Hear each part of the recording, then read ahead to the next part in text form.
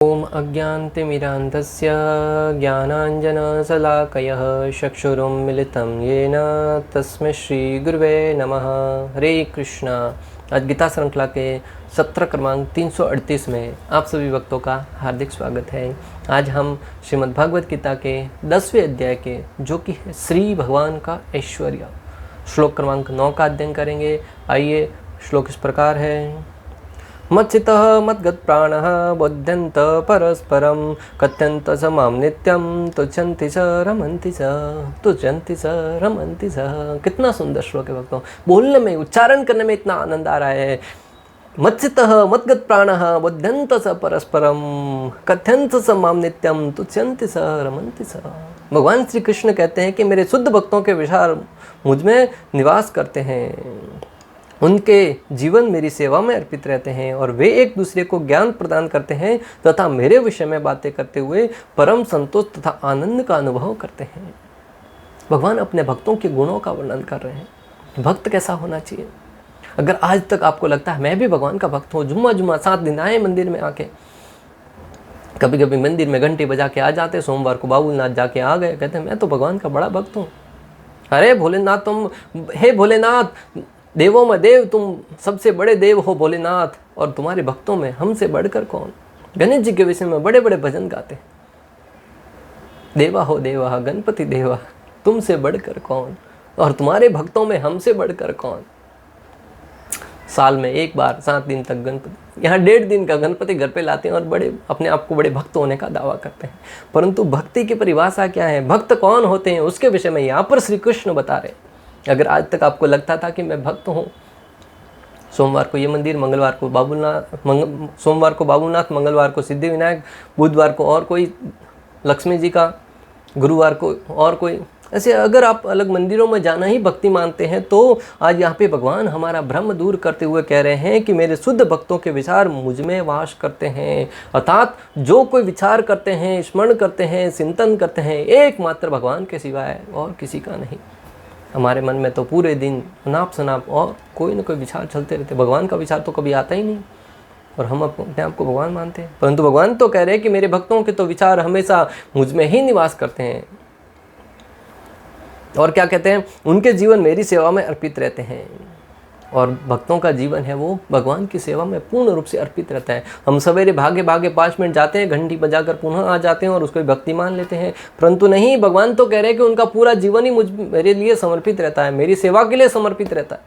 वो मेरे लिए हार बनाते हैं, मेरे लिए प्रसाद बनाते हैं, मेरे द्वारा प्रदत्त भगवद गीता का ज्ञान दूसरों तक वितरण करते हैं, प्रचार करते हैं, जो कोई मिले उसे कृष्ण के विषय में ज्ञान प्रदान करते हैं। वो है भक्त। और आगे क्या कहते हैं, वे एक दूसरे को ज्ञान प्रदान करते हैं तथा मेरे विषय में बातें करते हुए परम संतोष तथा आनंद का अनुभव करते हैं। वो मेरे विषय में ही, एक दूसरे को जब मिलते हैं तो मेरे विषय में ही चर्चा करते हैं, कृष्ण कितने महान थे।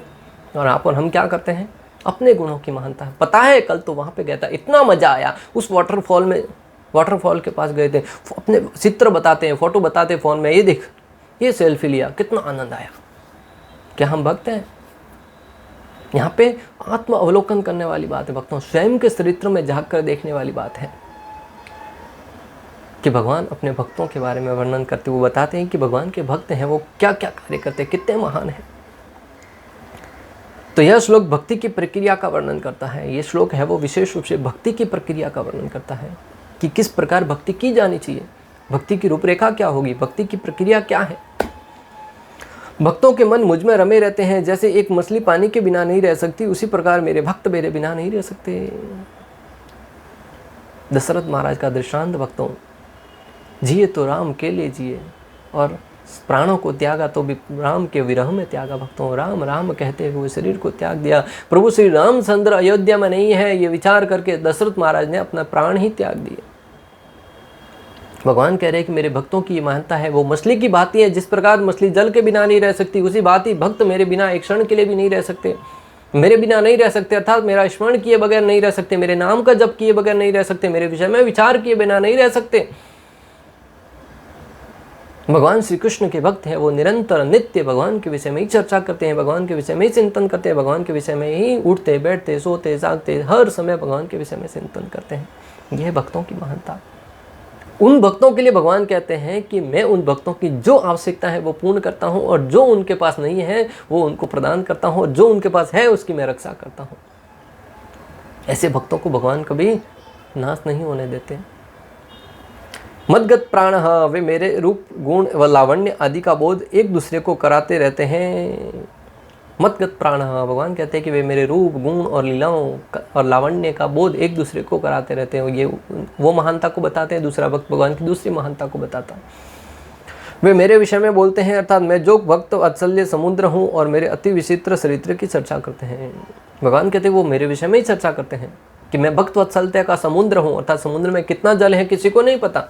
उसी प्रकार भगवान के अंदर कितनी भक्त वात्सल्यता है वो किसी को नहीं पता।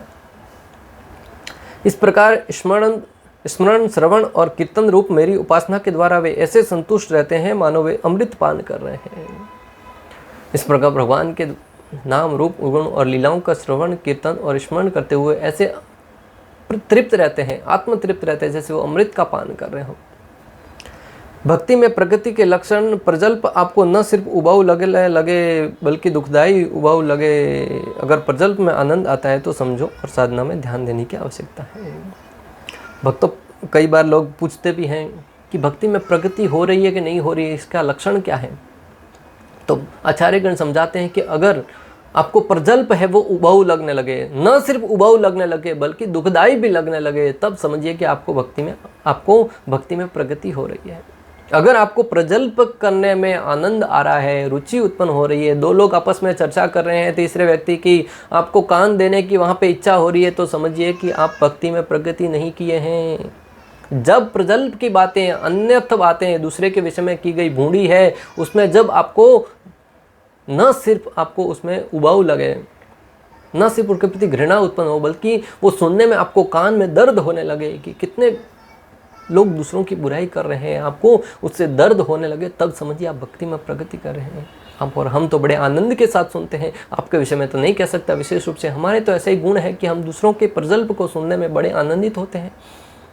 और जब तक आनंदित हो रहे हैं तब तक भक्तों हमें और प्रगति करने की, अर्थात साधना करने की आवश्यकता है।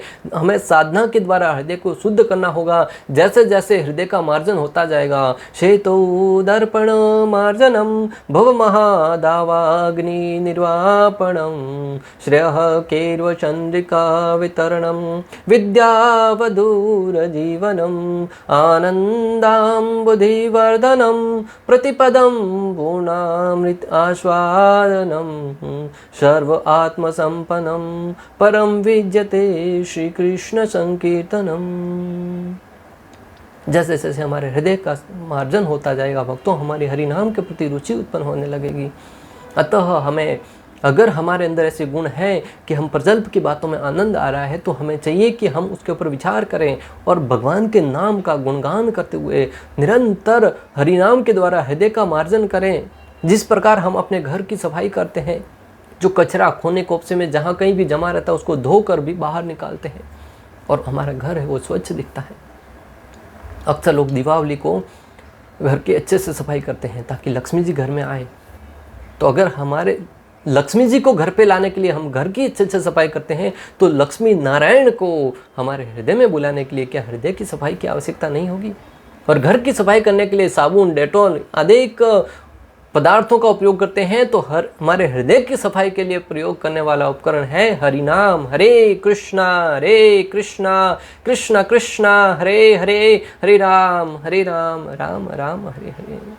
जब हम हरि नाम के द्वारा निरंतर प्रतिदिन प्रातःकाल उठकर भगवान श्री कृष्ण के नामों का गुणगान करेंगे, निश्चित रूप से हमारे हृदय का मार्जन होगा। और हृदय का मार्जन होते होते, शुद्ध होते होते, जो अनेक जन्मों का अनर्थ, काम, क्रोध, लोभ, मोह, मद, मत्सर्य, अहंकार, ईर्ष्या, द्वेष रूपी अनेक प्रकार के अनर्थ जमे पड़े हैं भक्तों, वो धीरे धीरे स्वच्छ होते जाएंगे। और हमारा हृदय जब पारदर्शी स्वच्छ हो जाएगा, निश्चित रूप से परमात्मा हमारे हृदय में निवास करेंगे और हम प्रति क्षण दिव्य आनंद की अनुभूति कर पाएंगे। जो हृदय, जो हमारा मन प्रति क्षण काम वासनाओं से लालायित रहता है, भरा पड़ा रहता है, दूसरों के प्रति ईर्ष्या द्वेष से भरा पड़ा रहता है, वो मन पूर्ण रूप से आनंद में ओतप्रोत रहेगा भक्तों। प्रति क्षण आप इस जगत में रहते हुए भी दिव्य स्थिति में रहेंगे, जैसे संत गण रहते हैं। ना तो पास में कोई धन है, ना दौलत है, ना रुपया पैसा गाड़ी बंगला कुछ नहीं है, शाम का भोजन कहाँ से मिलेगा उसका भी कोई ठिकाना नहीं है, फिर भी दिव्य आनंद में रहते हैं, रमण करते हैं। हमारे पास इतना धन है कि आने वाली कई पीढ़ियाँ, कई पुस्तकें बैठे बैठे जीवन निर्वाह कर सकती हैं, फिर भी व्यक्ति हमेशा चिंता में जीवन निर्वाह करता है, हमेशा इस चिंता के साथ जीता है कि पता नहीं अगले पल क्या होगा। और इस स्थिति से बाहर उबरने का एक ही रास्ता है, भगवत भक्ति। भक्ति में और इस प्रकार वे ऐसे रमण करते हैं जैसे एक युवक एक युवती के कटाक्ष से सुख अनुभव करता है। कितना सुंदर दृष्टांत भक्तों दिया है आचार्यगण। बलदेव विद्याभूषण कहते हैं कि इस प्रकार जो भक्त है वो भगवान श्री कृष्ण के हरिनाम में जब रमण करने लगेंगे, वो ऐसे रमण करते हैं जैसे एक नवयुवक एक स्त्री के कटाक्ष में जब वो अपनी नई नवेली दुल्हन के साथ बैठता है, वो कटाक्ष भरी बातों में जब हास्य व्यंग्य करते हैं तो उसमें जो आनंद आता है वो आनंद भगवान श्री कृष्ण के महिमाओं का यशोगान करने में आएगा। इस जगत की इस दृष्टांतों को देखकर आचार्यगण हमें समझा रहे, परंतु ये आनंद है वो इस आनंद से कई गुना अधिक है भक्तों। जैसे कहते हैं ना, भगवान श्री कृष्ण का मुखमंडल है वो कमल की भांति सदृश है, परंतु कमल को उनके मुख के सामने कुछ भी नहीं है, उनका मुख तो और दिव्य है, परंतु उनका दृष्टांत देने के लिए कोई तो वस्तु हो, अन्यथा लोग भगवान को निराकार मान बैठेंगे, इसलिए ऐसे दृष्टांत दिए जाते हैं। यहाँ जिन शुद्ध भक्तों के लक्षणों का उल्लेख हुआ है वे निरंतर भगवान की दिव्य प्रेमा भक्ति में रमे रहते हैं। यहाँ पर जिन शुद्ध भक्तों के लक्षणों का उल्लेख हुआ है भक्तों, वे हमेशा भगवान के दिव्य नामों में रमे रहते हैं।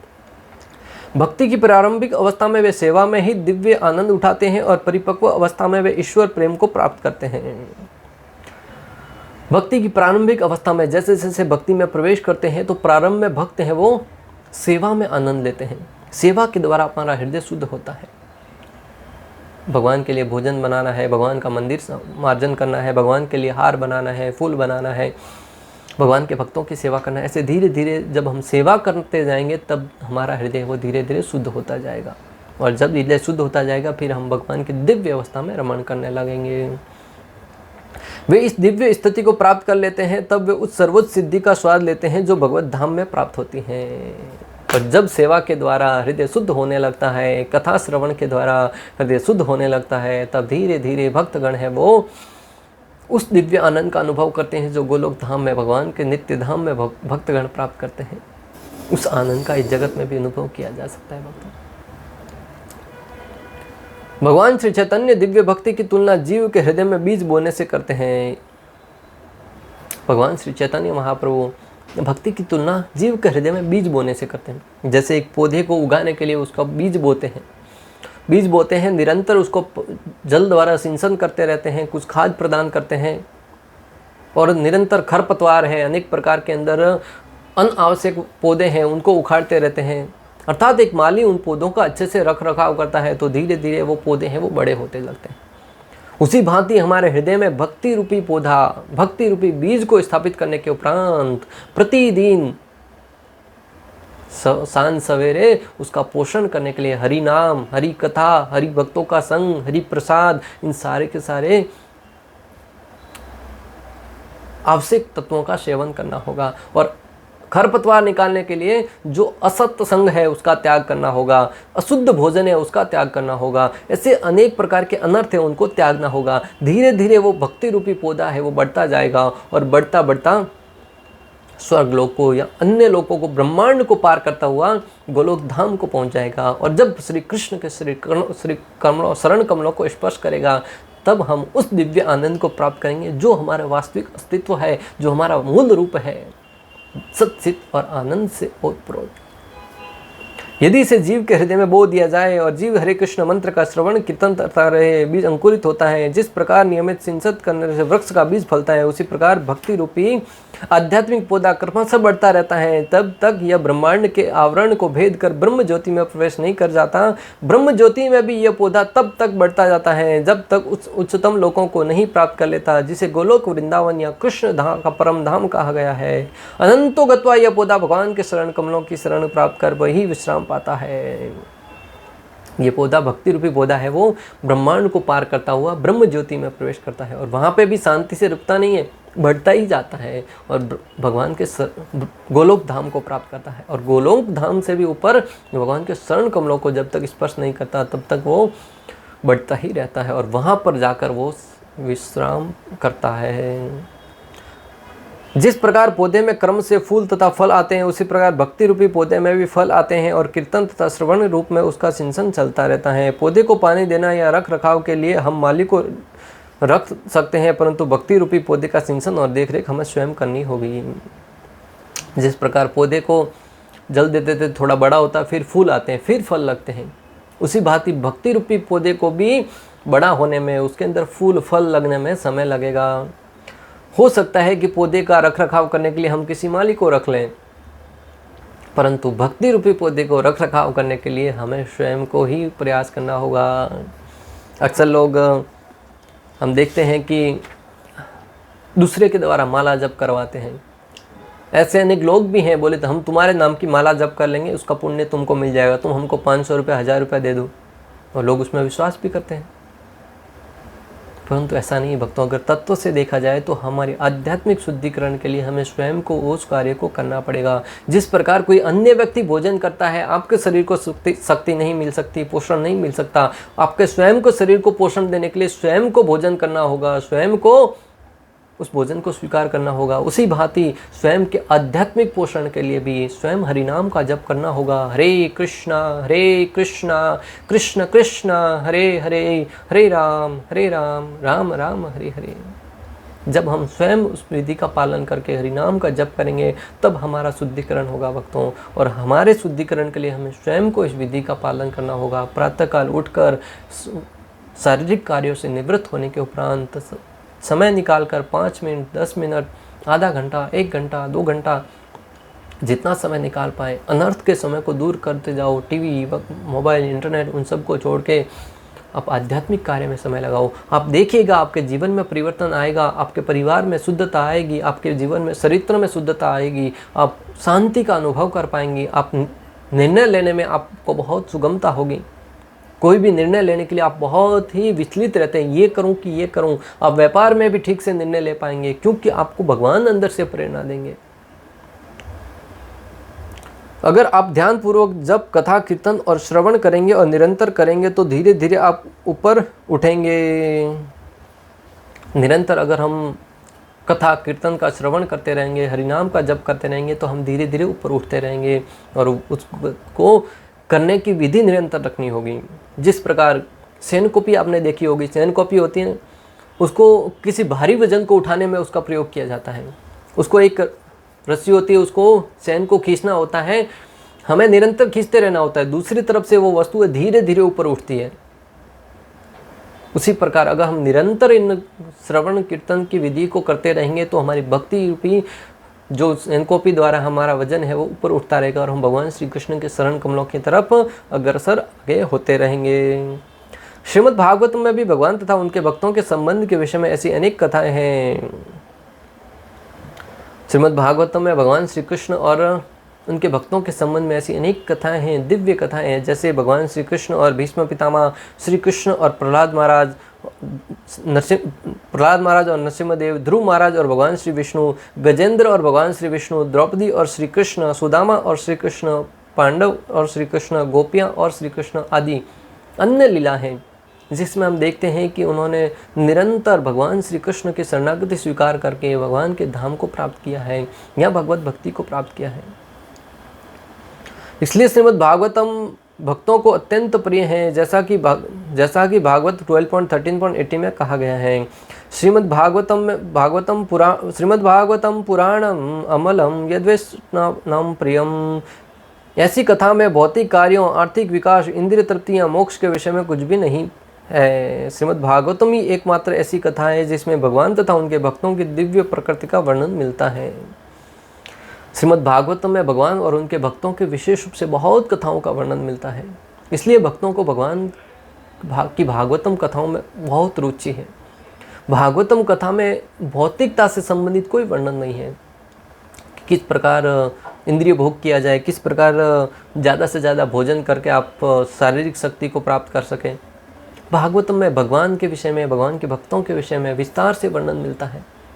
इसलिए तो भगवान की इस कथाओं को अमृत के तुल्य माना गया है। और श्रीमद् भागवतम ही एकमात्र ऐसी कथा है जिसमें भगवान तथा उनके भक्तों की दिव्य प्रकृति का पूर्ण वर्णन मिलता है भक्तों। और जब हम मात्र भगवान की शक्तिमता के विषय में पढ़ते हैं तब हो सकता है कि भगवान के प्रति श्रद्धा हो, परंतु भगवान के भक्तों के प्रति हम श्रद्धा उत्पन्न, प्रेम उत्पन्न नहीं कर पाएंगे। परंतु जब हम सुनते हैं कि भगवान ने भक्तों के साथ कैसे लीला करी, भगवान के भक्त कितने महान थे और उन भक्तों को महान किसने बनाया, भगवान ने, तब हमें भगवान के भक्तों के प्रति भी श्रद्धा उत्पन्न होती है, उनके प्रति भी प्रेम उत्पन्न होता है। तब हम भक्तों के साथ प्रेम पूर्वक रहते हुए भगवान को कैसे प्राप्त करना है उस सिद्धांत को समझ पाते हैं। अगर प्रहलाद महाराज की कथाओं का वर्णन नहीं आता तो हम जान पाते कि प्रहलाद महाराज कितने महान थे और उन्होंने इस विधि के द्वारा भगवान को प्राप्त किया। और प्रहलाद महाराज की रक्षा करने के लिए नरसिंह भगवान को प्रकट होना पड़ा, क्या जान पाते। अगर ध्रुव महाराज के विषय में नहीं वर्णन आता तो हम जान पाते कि ध्रुव महाराज के लिए स्वयं भगवान श्री कृष्ण विष्णु प्रकट हुए।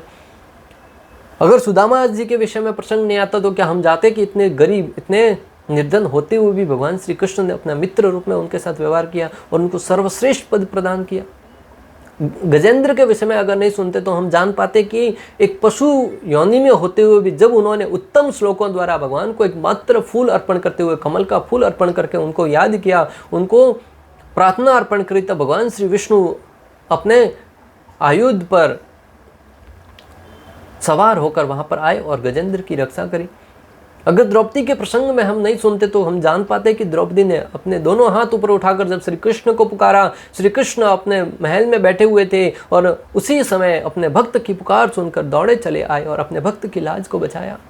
ऐसे अनेक दृष्टांत भरे पड़े भक्तों भागवतम में आप सुनेंगे तब आपका हृदय विदीर्ण हो जाएगा, हृदय छलनी हो जाएगा। जो भौतिकता से पूर्ण भरा हुआ है उसके अंदर से गंदगी धीरे धीरे निकलती जाएगी और पूर्ण रूप से हृदय शुद्ध होता जाएगा और उस अवस्था में हम भी भगवान की शरणागति स्वीकार कर पाएंगे। इसलिए तो श्रीमद् भगवद गीता, भागवतम जैसे ग्रंथों का अध्ययन करने का नितांत आवश्यक है। और आज ऐसे अनेक शिक्षकों की आवश्यकता है जो इस ग्रंथों का वितरण प्रत्येक व्यक्ति तक कर सके, क्योंकि पहले के ज़माने में लोग स्वाभाविक ही गाँव में अपना काम काज निपटाने के उपरांत सांझ के समय में एकत्रित होकर कृष्ण कथा, भगवत कथाओं को सुनते थे। परंतु आज लोगों के पास समय नहीं है। 10 बजे घर को आते हैं, भोजन करते हैं, 11, 12, 2 बजे सो जाते हैं, सवेरे 10 बजे उठ के पूरा काम पे निकल पड़ते हैं। और ऐसी अवस्था में हमें आवश्यक है कि ऐसे शिक्षक घर घर जाकर लोगों को जगाएं कि जागो जीव जागो, ये सोने का समय नहीं है। जगाना अर्थात अज्ञानता से ज्ञान के प्रति जगाना है। जाग तो रहे हैं, टीवी मोबाइल में लगे हुए हैं, परंतु अज्ञान में जी रहे हैं। जीना क्यों है किसी को नहीं पता है।